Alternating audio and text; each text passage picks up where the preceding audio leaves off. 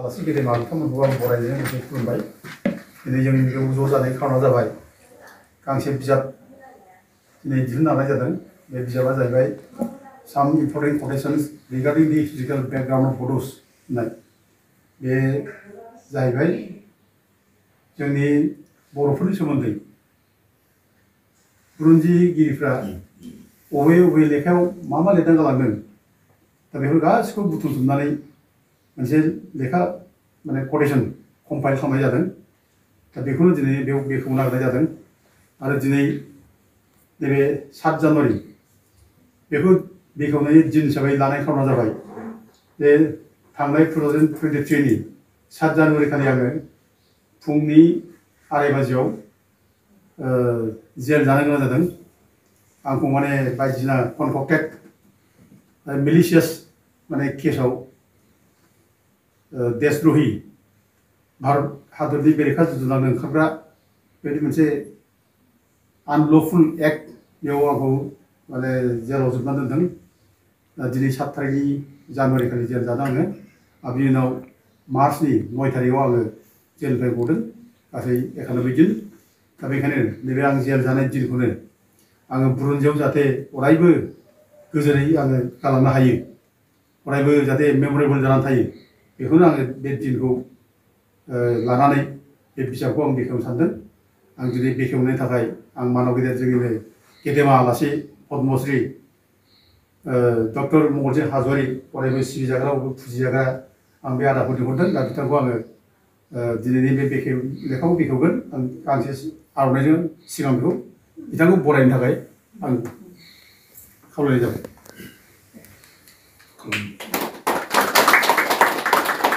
आरो बिनिफ्राय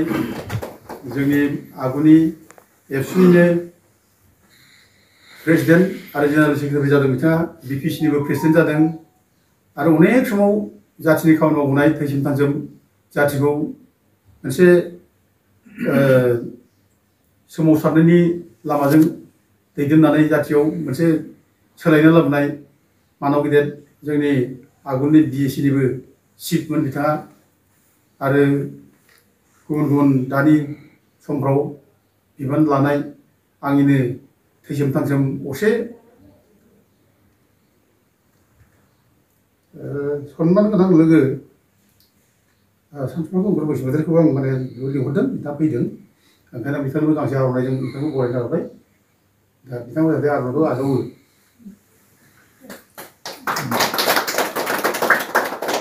बिनि उनाव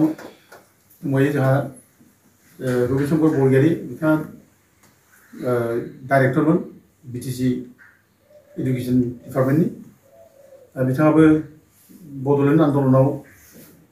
गोबां कन्ट्रिबिउसन होबोदों, बाहागो लाबोदों। रमान स्क्रिप्टनि आन्दलनाव बिथांमोननि अबदानखौ जों नागारनो हाया। बिथांमोनहा गोबां नाजाबोदों, जेलबो जादों। रमान स्क्रिप्टनि आन्दलनावबो बुख्रुब जादों, जेल जादों। आरो एबसुनि आन्दलनावबो उपेन्द्र ब्रह्मनि आन्दलनावबो जेल जादों। दा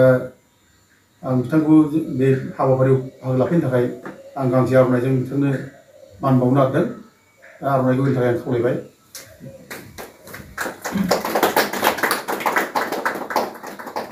आरो लोगोसे आंनि लोगो अमरसिं ब्रह्म, बिथाङा बिइअ जानानै रिटायार जादों। दा बिथाङा जोंनि बड'फा उपेन्द्र ब्रह्मनि दैदेननाय आन्दलनाव बिथाङा एसिस्टेन्ट सेक्रेटारिमोन। आरो बिनि सिगांबो बे गुवाहाटि डिस्ट्रिक्ट एबसुनि बिथाङा जेनेरेल सेक्रेटारिमोन। गोबां खामानि मावबोनाय बिथाङा आरो दासिमबो मावगासिनो दं। जोंजों ज'नो कभारेसन लायगासिनो दं, मावगासिनो दं। ओंखायनो आं बिथांखौ गांसे आर'नाइजों बरायनो नागिरदों। आङो आर'नाइखौ आजावनो थाखाय खावलायनाय जाबाय।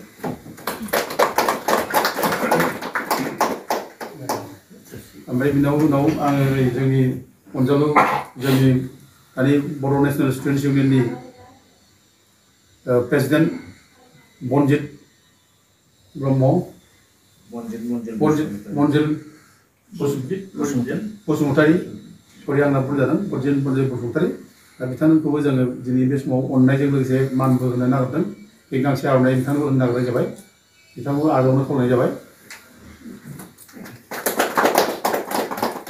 ओमफ्राय जोंहा दंबाय आंनिनो बिब' असे मालति नार्जारी। दा बेबो गोदो रमान स्क्रिप्टनि आन्दलनाव जेल जादों। बर'फोरनि गेजेराव आइजोफ्रा जेल जाजोबनाय गुदिसिन आइजो होनब्ला बिसोरनो होननानै जों बुंनांगोन दा गुदि जेल जाजेननाय रमान स्क्रिप्टआव बिथांमोनानोमोन बिनि उनाव जेब्ला बड'फा उपेन्द्र ब्रह्मआ बड'लेण्ड आन्दलन खालामो बे समाव आथोब दानाय जादोंमोन बे आथोब दानाय समाव फाउन्डार प्रेसिडेन्टआ कनभेनारआ मालति नार्जारिमोन बे आंनिनो असे बिब' बे फैदों आं बिथांखौबो दिनै गांसे आवनाजों मान होनो नागिरनाय जाबाय ओमफ्राय जोंहा माबा दंमोन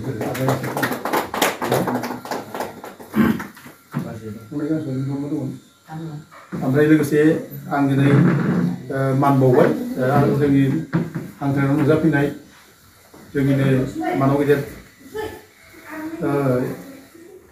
MP SK बसुमतारिनिनो अर्धांगिनि बिदिनो अनजालि बिसि उत्तरा बरगयारि बिथांबो दंफैखायो दा बिथांखौबो आं गोरबोजों बरायनानै लानाय जाबाय साबायखर बावबाय दा बिथां दंफैयो ओमफ्राय लोगोसे जेसेबां बेयाव दङ आं गासिबो आंनि गोरबोजों साबायखर बावबाय बाहागो लाफैनो थाखाय दा आं दिनै बे साम इम्पर्टेन्ट quotation रिगार्डिं द हिस्टोरिकेल बेकग्राउन्ड अफ बड'स बे लेखाखौ जे आङो कम्पाइल खालामबाय गुबुन गुबुन जारिमिनगिरिफ्रा लिरना गालांनाय बबे बबे लेखायाव मा मा लिरना गालांदों आं बेखौ जेरावनो थाङो आं 2005निफ्रायनो आं बांसिनै आं बे लेखाखौ बुथुमदों आङो जेरावनो थांदों बे समाव गिदिं गिदिं आं बर' हिस्ट्रिखौ मिथिनो लुबैनानै आं लेखा बायदों गोबां लेखा फरायनाय जादों बिनिफ्राय मिथिनाय जादों बर' हिस्ट्रिखौ जों नांथारगौ आरो बर' हिस्ट्रि गैयाब्ला जोंहा हिस्ट्रि गैयाब्ला जों खुनु आवगायनो हाया हिस्ट्रियानो जोंनि सिनायथिनि खाम्फा आरो हिस्ट्रिया जुदि जोंहा गैयाब्ला जों हारि हिसाबै थांनानै थानो हाया हिस्ट्रियानो जोंखौ थुलुंगा होयो दावगानायनि आरो हिस्ट्रियानो जोंखौ सिनायथि होयो जों सोर अबेनिफ्राय फैया बे ओंखायनो जोंनो हिस्ट्रि नांगौ दा बेखौ नायनानै आं नैबे गोबां लेखा बायै फरायनानै गोबां लेखा नायनानै नुबाय बे बर'फ्रा जे बिराद गिदिर मोनसे हारि बेखायनो बे हारिखौ सिनायथि होनो थाखाय जोङो बे हिस्ट्रिकेल quotationफोरखौ जोङो साफायब्ला जोंनि इयुन जोलैफ्रा जोंनि फैबाय थानाय आथालफ्रा खामानि होगोन आरो जाथिया जोंनि बर' हारिनि जायनाखि हिस्ट्रि बेखौ मिथिगोन आङो साननानै जेब्ला फरायनाय हिस्ट्रि फरायो आं बे समावनो माखासे quotationफोरखौ आं लेरखो दोनबाय थादों जे साफायनानै जाहाथे आं बेखौ होयोब्ला जाहाथे जोंनि गथ'फ्रा जोंनि इयुन जोलैफ्रा जोंनि रायजो राजाफ्रा मिथियो आं बेखौ साननानै बे लेखाखौ बुथुम लिरनानै दोननाय जादों दा अबयसे आं दिनै जायनाखि लेखा साफायबाय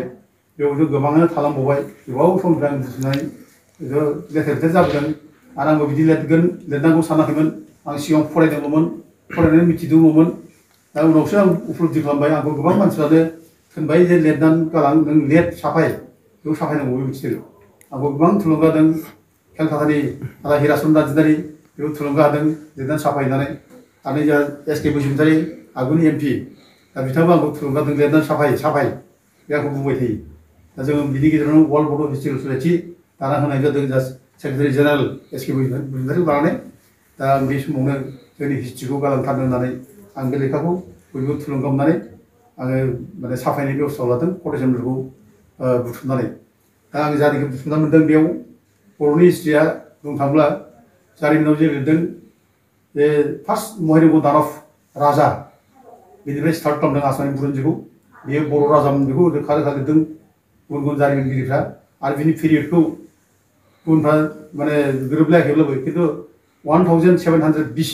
बेयाव बे रायजो खुंदोंमोन प्रागज्योतिषफ्राव बेखौ बुंदों आरो बिनि उनाव बिदिनो बंश गदाकासुर सम्रासुर बे रायजो खुंलांदों ओमफ्राय जाय बानासुरमोन बे रायजो खुंलांनाय आरो बिनि उनाव नरकासुर रायजो खुंलांबाय बेफोर रोखा रोखा दङ आरो बे श्रीकृष्णआ जे बे जोंनि बे कुन्दिल रायजोनिफ्राय बिदर्भ रायजो कुन्दिल सदियानि खाथियाव बे बर' हिन्जावखौ जे हाबा खालामदों बे लेखा बेयावबो दङ आरोखि आरो बे लेखाखौ सोर लिरदों अबे पेजआव लिरदों आं बेखौ जोंखौ कट खालामनो हादों आरो बे रुक्मिनिखौ जे कृष्णआ हाबा खालामहैदों आरो बे हाबा खालामनाय समाव बे रुक्मिनिखौ खावनायाव रुक्मिनिखौ सोर बर' हिन्जावा माने सहाय होआमोन श्रीकृष्णजों माबानायाव बे मैनाबती होननाय बिदि लोगो आरोखि मैनाबतीया बेखौ मन्दिरसिम दोनलांदों ओमफ्राय बे मन्दिरनिफ्राय श्रीकृष्ण बेखौ लांनानै खावनानै हाबा खालामहैदों बे हिसाबै लेखायावबो दङ रेकर्डआव दङ आं बेफोर रेकर्डखौ कट खालामनानै लाबोजोबदों बिनि उनाव जोंहा नरकासुरनि जायनाखि रायजो खुंनाय नरकासुरनि उनाव बिनि फिसाला भगदत्त फैबाय भगदत्त माने माबायाव कुरुक्षेत्र जुद्धआव महाभारतनि जुद्धआव बे थांदों बेखौ रोखा रोखा लिरदों आरो बेखौ मेस राजा बर' राजा होननानै लिरनानै गासिबो जारिमिना रोखा रोखाथार आरोखि आरो माबाखौथ' मा होनो नरकासुरखौथ' सुनिधि कुमार चेटार्जीआ माने माबा लिरदों आरोखि बर'स आर अफस्प्रिं अफ माने लर्ड विष्णु होननानै लिरदों माबाया सुनिधि कुमार चेटार्जीआ आरो बेल' लिराखै बे माबाबो पुरानफ्रावबो बे खोथाखौनो लिरनानै लांदों दा बे हिसाबै बे माने भगदत्तनि बंश बिनि उनाव जोंहा माबा फैबाय भास्कर बर्मनमोन बर्मन बंशफोर बे बर्मन बंशफ्रा बर्मन बंशखौ मेस बंश होनना बुंदों किरात बंश मेस बंश आरो बे लेखायाव दङ मेस होनना लिरनाया बे बर्मन बंशआ 7th सेन्चुरिसिम रायजो खुंदों आरो बर्मन बंश जोबनायनि उनाव पाल डाइनास्टि फैबाय बे पाल डाइनास्टिनि राजा शालस्तम्भ बेखौ मेस होननानै लिरदों किरात बंश किरात ओमफ्राय बिनि जोबथा राजा जाबाय पृथु राजा पृथु बे राजा पृथुआ मेस राजामोन आरो राजा पृथुनि समावनो फार्स्ट माने माबाया बक्सार खिलजिया माने तिब्बत रायजो जै खालामफैदोंमोन आरो बे समाव तिब्बत रायजो जै खालामफैनायाव बै रंपुर साइडआव आली मेस होननाय सासे बर' राजाखौ लोगो मोनदों बक्सार खिलजिया आरो आली मेसआ गिनानै बक्सार खिलजिया गिनानै बे बिनि ग्रिपआव गोलैदों ओमफ्राय साबमिट जानानै बे गावनि धोरोमखौ सोलायदों गावनि धोरोम सोलायनानै बे फार्स्ट बर' राजानि गेजेराव इस्लाम धर्म लानानै मुस्लिम जानाया बेनो बे माने आली मेसआनो आरोखि दा बे ओमफ्राय पृथु राजानि समावनो बक्सार खिलजिया फैनायाव गोबां जायगायाव अयथासार खालामदों बक्सार खिलजिया गरायजोंनो आबाद जानाय मानाय उफुद्रुग जादों दा बेनि थाखायनो राजा पृथुआ रागा जोंनानै माने बक्सार खिलजिनि सायाव आक्रमण खालामदों आक्रमण खालामनानै बेखौ ओरैबायदि माने गाग्लोबनानै बक्सार खिलजिया जेननानै बे खुनुरुखुम बे 10,000 गराय लानानै फैनाय माने दावहारु राजाया 1,000 सैन्य गराय लानानै बे खारखोलांनो गलांदों खुनुरुखुमै आरो बेबो आली मेसनि हेफाजाबजोंसो बे गलांदों बे बाथ्राखौ लिरदों आरो पृथु राजाया जे बर' राजामोन बेखौ रोखा रोखा बे मुम्बाइनिफ्राय दिहुननाय लेखा दं मोनसे स्ट्रागल फर एम्पायार होननाय लेखा बे लेखायाव लिरदों आरो बेखौ आरोखि दा गथिखे जोंहा क्लियारथार जे पाल बंशआव बर' राजामोन बेखौ लिरदों नैबे बिनि उनाव फैबाय पालनि बंशनि उनाव केन डाइनास्टि फैबाय केनाथ' नै माबाखौबो दाना होनबाय नीलध्वज राजा फार्स्ट माने कामरुप रायजोनि सोनाबहा फैनानै बे कमरापुर रायजो गायसनफैबाय आरो नीलध्वजखौ बुंदों माने मेस मानसिमोन मेस राजा होननानै आरो मेस मानसिया बे उनाव धोरोम सोलायनानै बेबायदिनो नीलध्वज मुं लादों होननानै बेखौ हिस्ट्रियाव लिरदों आरो बे खोथाखौ आं बेयाव उल्लेख खालामनो हादों आरो बे लिरनाया माने लकेल जायखि राइटार माने पद्मनाथ गहाय बरुवा असमिया राइटारफोरा लिरदों बेफोरखौ नंगौ आरोखि दा गथिखे मालाय माने इंलिस राइटारफोर बुंनायनि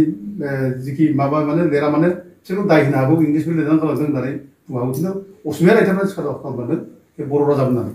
दा नैबे बिनि माने केन डाइनास्टि जोबनायनि उनाव जोंहा नै माबा फैबाय दुर्लभ नारायण फैबाय दुर्लभ नारायण फैब्ला बे 7 बामन 7 कायस्थ बे खुलजानिफ्राय लानानै रायजो खुंफैबाय आरोखि बामनफोर फैनाया फार्स्ट आसामाव कामरुप रायजोआव बेनो आरो दुर्लभ नारायण सिंहआनो लाबोजेनदों आरोखि बेखौ हिस्ट्रियाव लिरदों आरोखि दा बे दा बिनि बादै जोंहा माने बे दुर्लभ नारायण सिंहनाव बे जायगायाव रायजो खुंनाया एसे अराजक जादोंमोन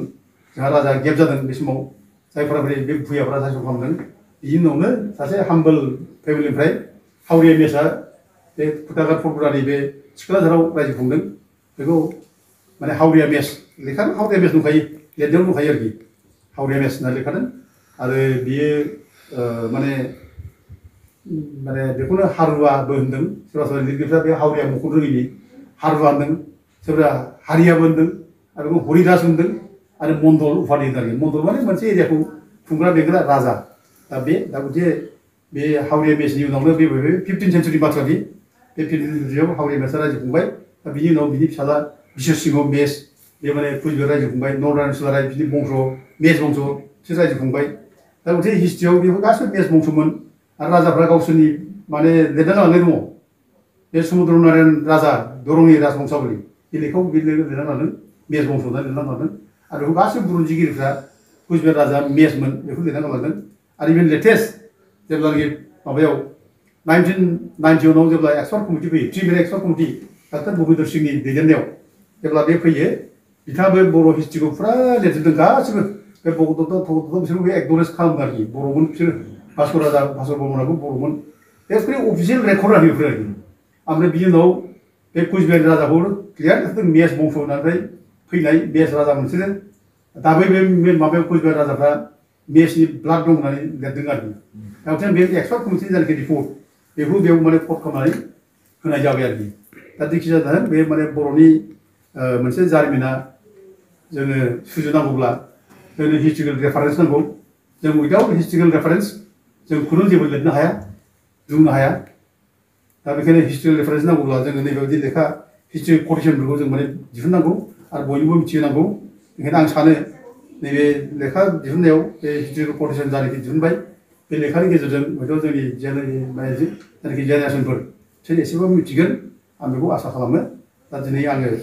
बे लेखाखौ बेखेवनो थाखाय जायफोरा ज' जाफैदों बेखौ धन्यबाद होबाय आरो आदा डक्टर